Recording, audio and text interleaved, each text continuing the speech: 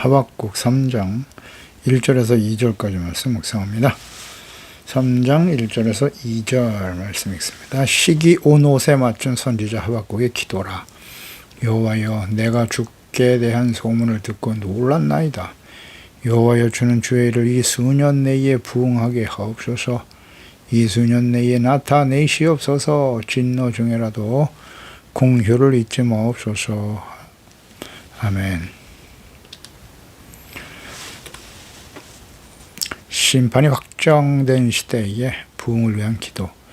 패역하여 하나님을 버리고 이방인들보다 더 큰 악을 행하는 이스라엘을 보고 탄식하며 하나님께 언제까지 하나님의 자녀 백성들의 악행을 방관하시겠나이까 질문하며 기도했던 하박국 선지자. 이에 대해서 하나님께서 악한 갈대아 사람, 바벨론 사람들에 의해서 하나님의 심판하심으로 멸망당할 것이다.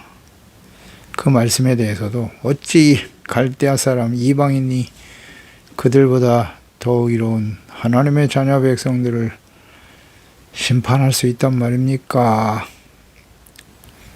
선지자는 유대 하나님의 언약의 백성들이 이방인 갈대아 사람보다는 의롭다고 생각하고 있었습니다. 하나님의 택한 백성, 선민이기 때문이죠. 왜곡된 선민 사상 중에 하나죠. 그때 하나님께서는 의인은 믿음으로 말미암아 살아가는 거야.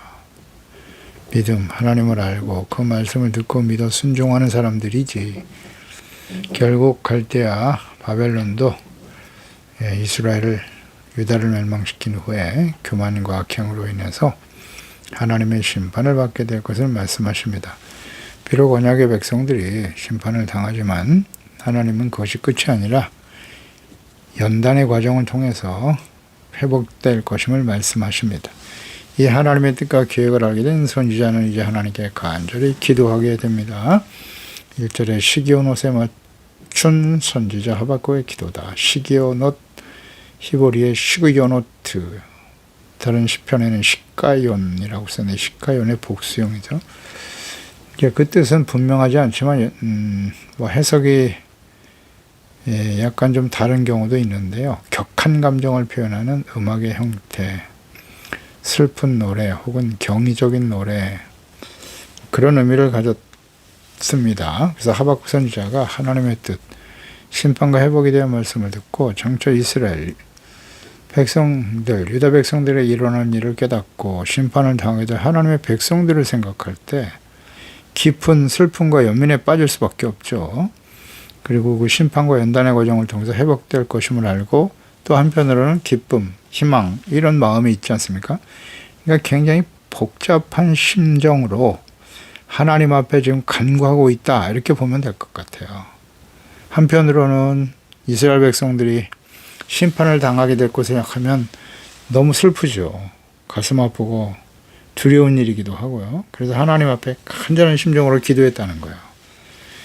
그런 마음을 가지고. 그러나 그 이후에 하나님 회복시켜 주실 것이다 라는 것도 알고 있었기 때문에 기쁨과 또 희망을 버리지 않고 복잡한 심정을 가지고 지금 하나님 앞에 간절한 마음으로 기도한다, 이렇게 이해하면 돼요.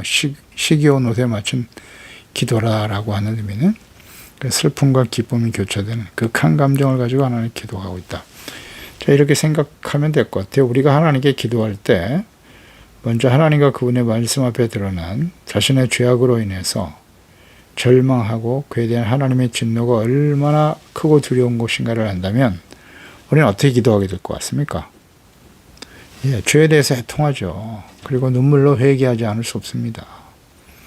시기온 옷과 같은 심정으로 하나님 앞에 기도해 보지 않은 사람은 참된 하나님의 자녀라 할 수 없습니다.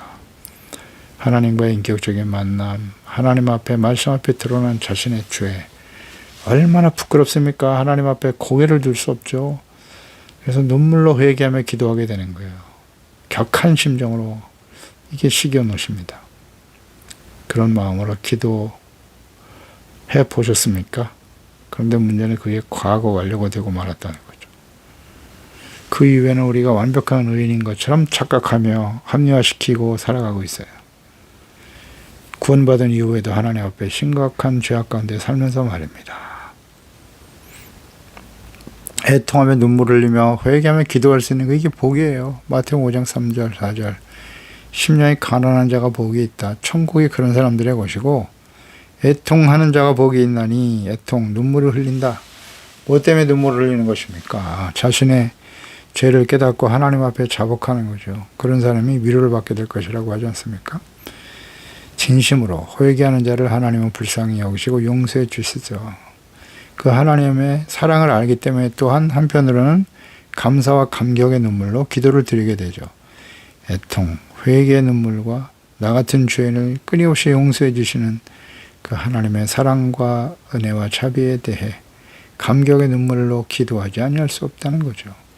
그 시기온 옷에 맞춘 그런 심정으로 하나님 기도하고 있습니까? 우리는? 과거 완료는 아닌가요? 그저 형식적인 기도, 주문을 외는 것 같은 기도가 아니라 하나님과 그분의 말씀 앞에서 자신의 죄를 깨닫고 눈물로 애통하고 기도해야 하는 거죠. 이 계속되고 있나요? 반복적으로 범죄하며 하나님을 실망시키고 완악하고 교만한 자신을 또다시 용서해 주시고 오래 참아주시는 하나님의 은혜를 감사하며 감격히 하며 기도하고 있습니까? 시그원엇 이런 기도를 드리고 있냐는 거죠. 간절한 마음으로. 지금 그런 심정으로 선지자는 기도하고 있는 거예요. 하나님의 뜻을 알았기 때문에. 자기 자신뿐만 아니라 가정 혹은 가족과 부모 자녀들, 교회와 성도들을 위해서 이렇게 간절한 마음으로 기도를 드려야 마땅한 것입니다. 이제 세상은 점점 요한계시록의 마지막 심판을 향해서 달려가는 겁니다. 계속 말씀드리지만 성경을 보세요. 우리의 미래는 희망적이지 않아요. 이 세상은 점점 더 악해질 겁니다. 교만과 악행을 버리지 못할 거예요. 세상에 있는 사람들은 어쩔 수 없어요. 하나님, 그 마음에 하나님이 없는 사람들은 원래부터 그랬고 문제는 하나님의 자녀들이죠. 이스라엘 하나님께서 1948년에 독립시켜 주시고 회복시켜 주시고 지금 기회를 주고 기다리고 계신데 지금 70년이 지났는데도 그들이 진심으로 회개하고 예수님을 그리스도로 인정할 것 같지 않습니다. 부분적으로 구원받을 것 같아요. 전체적으로 이스라엘이 회개하고 돌아오기는 쉽지 않다. 왜?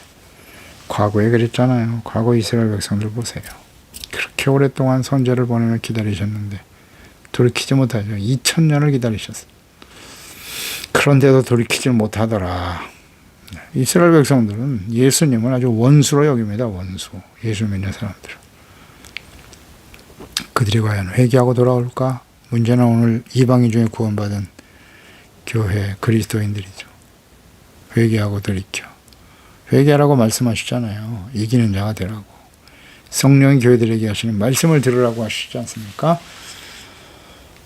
그런데 관심이 없어요.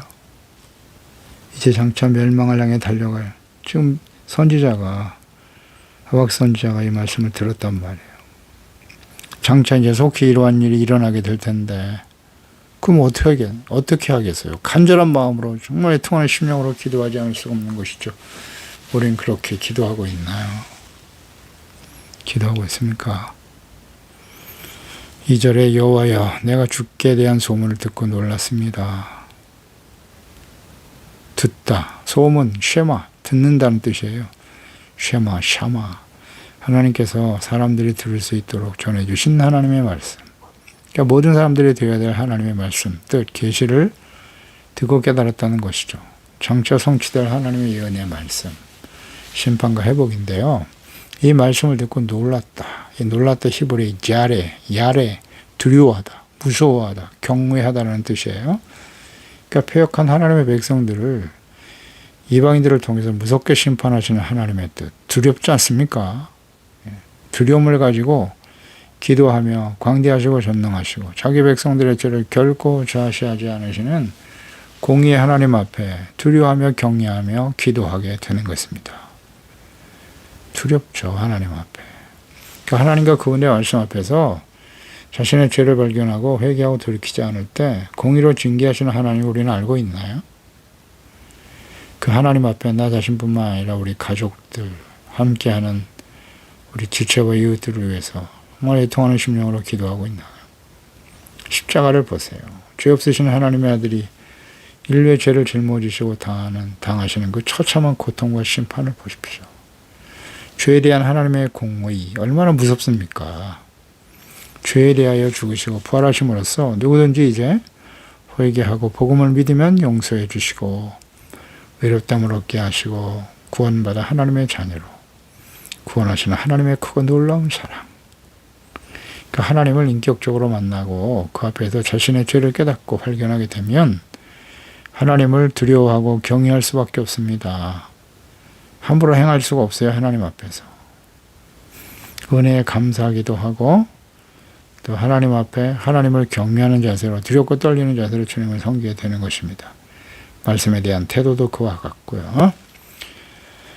하나님 앞에 서면 죄의 악가운데 살던 우리들은 죄인인 우리는 두려워할 수밖에 없는 겁니다. 하나님의 영광을 보았던 선지자 이사야 6장 1절 이하죠. 우시아 왕이 죽던 해에 내가 본즉 주께서 높이 들린 보좌에 앉으셨는데 천국에 계신 하나님을 보게 되어 그의 옷자락은 성전에 가득하고 스랍들이 모시고 섰는데 각각 6 날개가 있어 그 둘로는 자기의 얼굴을 가리었고 그 둘로는 자기 발을 가리고 둘로는 날며 서로 불러 이르되 거룩하다 거룩하다 거룩하다 만군의 여호와여 그의 영광이 온 땅에 충만하도다 하더라. 이같이 화답하는 자의 소리로 말미암아 문지방의 터가 요동하며 성전의 연기가 충만한지라. 그때 내가 말하되 화로다 나여 망하게 되었도다.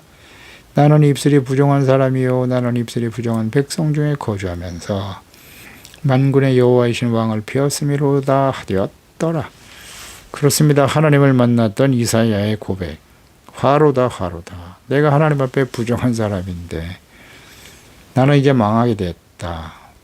그 죄인이 하나님 앞에 서면 하나님의 공의 앞에 하나님의 심판을 받을 수밖에 없기 때문에 두려워하는 거죠.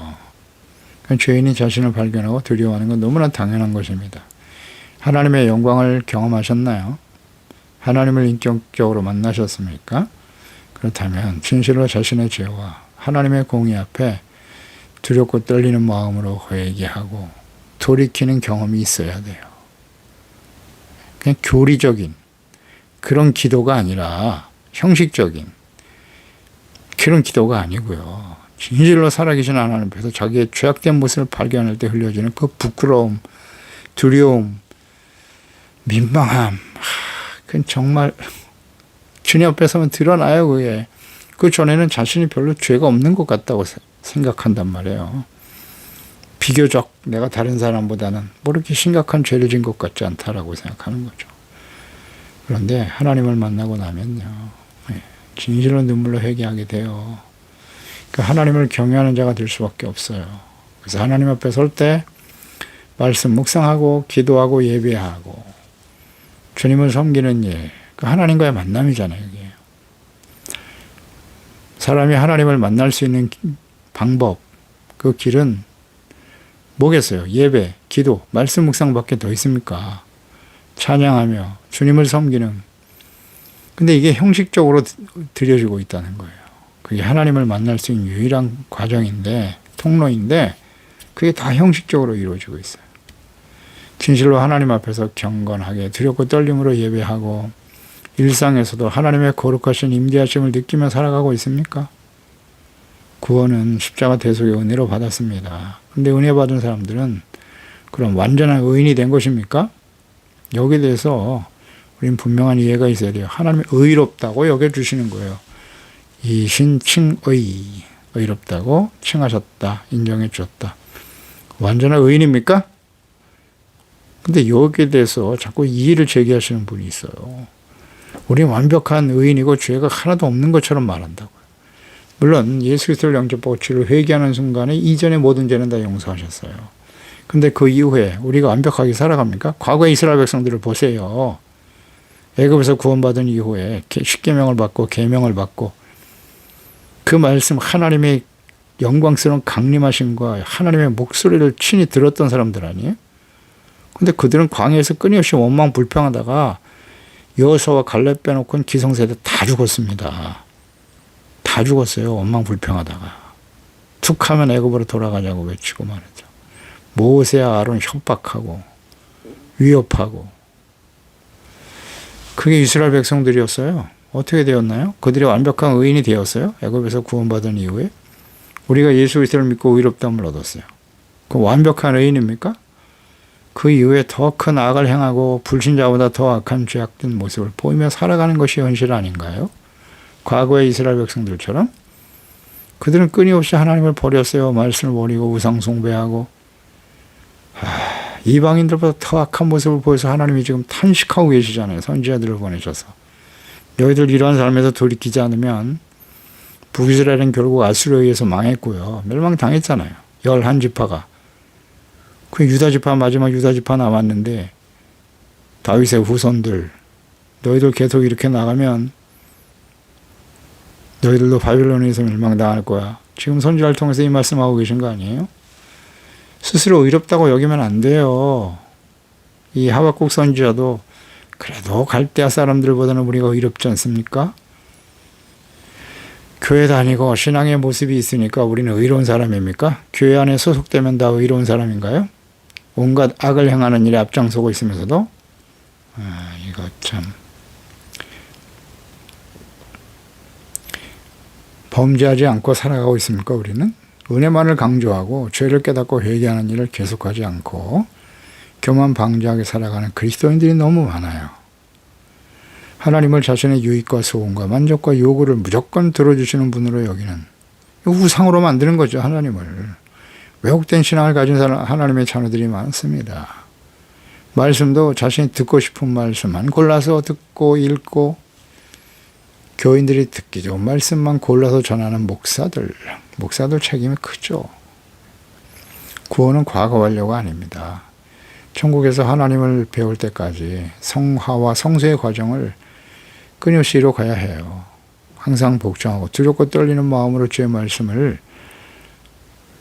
복종하면서 이뤄가야죠. 빌립보서 2장 12절 아닙니까? 나의 사랑하는 자들아 더욱 지금 나 없을 때도 항상 복종하고 두렵고 떨림으로 너의 구원을 이뤄가야 한다고 외치고 있지 않습니까? 하나님과 그분의 말씀 앞에 두렵고 떨리는 마음, 경외하는 태도가 계속되어야 합니다. 공의 하나님을 두려워하고 살아가고 있나요? 마태복음 10장 28절 이하에 몸은 죽여도 영혼은 능히 죽이지 못하는 자들을 두려워하지 말고 오직 몸과 영혼을 능히 지옥에 멸하실 수 있는 일을 두려워하라. 누구든지 사람 앞에서 나를 시인하면 나도 하늘에 계신 내 아버지 앞에서 그를 시인할 것이고 누구든지 사람 앞에서 나를 부인하면 나도 하늘에 계신 내 아버지 앞에서 그를 부인하리라. 아멘. 하나님 앞에서 사람 앞에서 하나님을 부인하고 살아가고 있지는 않습니까? 무슨 뜻이죠? 사람들 앞에서 내가 하나님의 자녀요 그리스도인이라고 하는 사실을 부인하더라. 무슨 뜻이에요? 하나님의 말씀과 뜻대로 살지 않고 있다는 거예요. 그들과 똑같은 불의와 악을 행하고 살아가고 있어요. 내가 하나님의 자녀요 크리스찬이라고 하는 걸 숨기고 속이며 살아가면서 그들과 함께 죄악 가운데 살아가고 있다는 거예요. 그게 바로 하나님을 부인하는 행동이죠. 부인하면 어떻게 된다고요? 나도 너희를 하늘에 계신 내 아버지 앞에서 그를 부인한다. 내가 그를 모른다고 하신다는 거예요. 심각한 일이 벌어지는 겁니다. 여호와여 주는 주의 일을 이 수년 내에 부응하게 앞서서 수년 내에 나타내시옵소서. 주의 일을, 이 주의 일은 뭐겠어요? 하박국 선지자에게 하신 예언의 말씀이죠. 반드시 유다에 성취될 하나님의 말씀, 계획과 뜻이에요. 하나님께서는 말씀만 하시는 분이 아니시죠. 말씀하신 바를 반드시 실행하시는 분이십니다. 그래서 선지자는 이 하나님의 말씀과 뜻이 언약의 백성 유다에게 실행될 것을 확신하고 있는 거죠. 그래서 하나님께 기도하고 있는 겁니다. 주님께서 하실 유다에 대한 심판, 교만한 대적 바벨론에 대한 심판과 멸망, 그 이후에 회복될 이스라엘, 이것을 위해서 지금 하나님 앞에 기도하고 있는 거죠. 그러니까 하나님의 말씀이 역사적으로 이 말씀이 실행되었고 이 사실 우리는 분명히 알고 있죠. 오늘 우리가 사는 이 시대에 우리 개인의 삶에 실행되고 이루어질 것임을 확실히 믿고 살아가야 하는 것입니다. 그렇게 확신하며 살고 있습니까? 그것을 믿는다면 우리는 하박국 선지자와 같이 간절히 기도하게 되는 것입니다. 지속적으로 쉬지 않고 기도할 수밖에 없습니다. 수년 내에 부흥케 해주세요. 이 부흥이라고 하는 히브리어 단어가 하예후입니다. 살게 하다, 살아있다, 생명을 유지한다 라는 의미를 가진 기본어근 하야의 강한 명령형이죠. 그러니까 살아있다, 생명을 유지한다 그런 뜻이에요. 그러니까 죽은 것이나 다름없는 것을 다시 살린다. 리바이벌. 다시 살린다는 뜻이에요. 그 의미를 강하게 표현한 거예요. 그러니까 하나님의 말씀이 수년 내에 속히 이루어질 것을 간곡하게 기도하고 있는 것입니다. 그러니까 이스라엘이 징계와 연단의 과정을 거쳐 속히 회복되기를 기도하는 선지자. 이스라엘이 죄의 삭은 사망이거든요. 그 사망에서 속히 징계와 연단의 과정을 거쳐 회개하고 의롭다함을 얻고 거룩한 하나님의 자녀로 다시 살아나기를 기도하고 있는 것입니다. 이걸 수년 내에 이루어달라고 간곡히 기도하고 있는데요. 하박국 선지자가 기도하며 말씀을 전할 때가 BC 612년에서 605년경이란 말이에요. 그러니까 유다의 멸망이 대략 586년경으로 볼 때 20여 년 후에 실행될 일이었고 그걸로 끝이 아니죠. 포로로 끌려간 후 70년간이에요. 인내와 연단의 시간이 필요했던 거죠. 이게 수년 내에 이루어질 수 있는 일은 아니었다는 거죠. 그러니까 우리가 이 말씀을 통해서 깨닫는 바입니다. 하나님 앞에서 죄를 깨닫고 회개하고 씻음받고 용서받고 또 거룩한 하나님의 자녀, 이 영성이 회복되는 일에 대해서 너무 조급해할 필요가 없다는 거예요. 하루아침에 이루어지지 않는다는 거예요. 또 시련과 환난, 연단의 시간을 지날 때 우리는 다 이와 같은 기도를 드리죠. 주여, 이 고통과 시련이 속히 끝나게 하여 주시옵소서. 그러니까 그런 시기에 초점을 맞추지 말고요. 우리는 하나님 말씀을 깊이 묵상하면서 그 앞에서 자신의 죄를 진심으로 깨닫고 말씀 묵상하면서 회개하고 온전히 회복되는 일에 집중해야 돼요. 빨리 끝내주세요. 이런 기도보다는 내가 하나님 앞에 얼마나 철저하게 나의 죄를 깨닫고 버리느냐. 거룩하고 의롭고 진실한 하나님의 자녀, 하나님을 경외하고 그 말씀을 지켜 순종하는 겸손한 자가 될 수 있도록 기도하는 일에 초점을 둬야 된다는 거예요. 잘 한번 생각해 보세요. 묵상해 보세요. 적용시켜 보세요. 우리가 시련과 어려움을 당할 때 우리는 어떤 기도를 드리고 있나요? 진정 복이 있는 사람이 되도록 위해서 기도해야 돼요. 시편 1편. 복 있는 사람이 어떤 사람인지 아시겠습니까? 잘 이해하십니까? 복 있는 사람이 되도록 기도해야 되는데 복 있는 사람은 세상의 부귀 영화를 누리며 부와 재물 권력을 누리며 살아가는 것이 복 있는 사람인가요? 시편 1편. 복 있는 사람은 악인의 꾀를 따르지 않는 거예요. 죄인의 길에 서지 않는 것이고 오만한 자들의 자리에 앉지 않고 여호와의 율법을 즐거워하여 율법을 주야로 묵상하는 자예요. 그런 사람은 시냇가에 심은 나무가 철을 따라 열매를 맺으며 이사이가 마르지 아니함 같으니 그가 하는 모든 일이 다 형통하리로다. 아멘. 이런 복 있는 사람이 돼야 하는 거예요. 복 있는 사람, 시련과 어려움을 당할 때 복 있는 사람들에게 위한 기도, 역대하 7장 14절 이하에 내 이름으로 일컫는 내 백성이 그의 악한 길에서 떠나 스스로 낮추고 기도하여 내 얼굴을 찾으면 내가 하늘에서 듣고 그들의 죄를 사하고 그들의 땅을 고칠 것이다. 이제 이곳에서 하는 기도에 내가 눈을 들고 귀를 기울일 것이다. 이는 내가 이미 성전을 택하고 거룩하게 하여 내 이름을 여기에 영원히 있게 하였음이라. 내 눈과 내 마음이 항상 여기 있으리라. 아멘입니다. 스스로 낮추고 겸손해지는 거예요. 겸손은 뭐다? 하나님 앞에서 말씀 앞에서 드러난 자신의 죄를 깨닫고 회개하고 돌이키는 거예요. 그리고 하나님의 얼굴을 찾아라. 거룩하신 하나님의 영광을 회복하는 일에 집중해야죠. 그리고 죄를 그렇게 악한 길에서 떠나는 거예요. 그러면 하나님의 죄를 사하고 땅을 고쳐주실 것이라고 말씀하지 않습니까? 이게 복이에요. 그러니까 부흥이라고 하는 것은 죽은 자가 아니라 살아있는 자가 되도록 기도해야 되는 거예요. 죽은 자가 아니라. 계시록 3장 1절 사대교회잖아요. 사대교회 하신 말씀, 네가 너의 행위를 내가 잘 아는데 살았다는 이름은 가졌으나 너희는 죽은 자다. 너는 일깨어 그 나무밭 죽게 된 것을 굳건하게 하라고. 내 행위에 온전한 것을 찾지 못하였다 그랬어요. 회개하라. 만일 깨지 아니하면 내가 도둑같이 이를 것이다. 그렇습니다. 죽은 자나 어떤 사람? 육체의 욕심을 따라 살아가는 사람, 죄 가운데 살아가는 사람이에요. 그렇게 죽은 사람. 지금 하박국 선지자 당시에 하나님의 백성, 언약의 백성 유다는 이방인들보다 더 악한 죄악을 행하고 있었고, 북이스라엘에서 멸망당한 이스라엘보다 훨씬 더 악하다 그랬어요. 죽은 자와 같은 상태라고요, 지금. 그러니까 이 부흥이라고 하는 것은 진실한 마음으로 회개하고 돌이켜 용서받는 거예요. 생명을 얻는 길입니다. 이걸 위해서 기도하라는 거 아니겠습니까? 네. 죽은 자와 산 자. 자, 우리는 잘 묵상해 보세요. 예수님은 산 자와 죽은 자를 심판하러 오시는 거예요. 다시 오실 예수님. 우린 살아있는 사람입니까? 죽은 자입니까? 로마서 8장 4절 이하죠. 5절에 보면 육신을 따르는 자는 육신의 일을, 영을 따르는 자는 영을 생각하는데 육신의 생각은 사망이고 영의 생각은 생명과 평안이다. 육신의 생각은 하나님과 원수가 될 것이고 이는 하나님의 법에 굴복하지 아니할 뿐만 아니라 할 수도 없다. 할 의지 자체가 없다는 거예요. 육신에 있는 자들은 하나님은 기쁘시게 할 수 없느니라. 만일 너희 속에 하나님의 영이 거하시면 너희가 육신에 있지 않고 영에 있다. 누구든지 그리스도의 영이 없으면 그리스도의 사람이 아니라고 말씀하잖아요. 육신에 있는 자들은 하나님을 기쁘시게 하지 못한다. 하나님과 원수가 된다. 육의 생각은 사망이다. 죄악된 삶을 살아갈 수밖에 없다는 거예요. 죄 가운데 돌이키지 못하고 있는 그 상태가 죽은 거예요.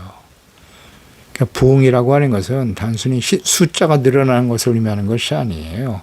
이 부흥이라는 단어를 잘못 사용하고 있어요, 오늘날. 교세 확장. 그래서 오늘날 교회에서 그런 의미로 자꾸 이해하려고 하는데요. 교세 확장만을 위해서 기도하지 말고요. 진정한 부흥은 죽은 자가 다시 살아나는 영적 회복, 영성 회복, 영적 회복을 위해서 기도해야 한다는 거예요. 죄 가운데 있는 자가 다시 살아나기 위해서는 진실한 마음으로 회개하고 돌이켜 용서를 받아야죠. 그게 부흥입니다. 그게 진정한 부흥이에요. 그 진노 중에라도 궁유를 잊지 마세요. 피할 수 없는 하나님의 심판 중에 궁유를 잊지 말아달라고 간구하고 있죠. 하나님 앞에 긍휼을 구합니다. 과거 이스라엘 백성들 보세요. 얼마나 악을 행했는지.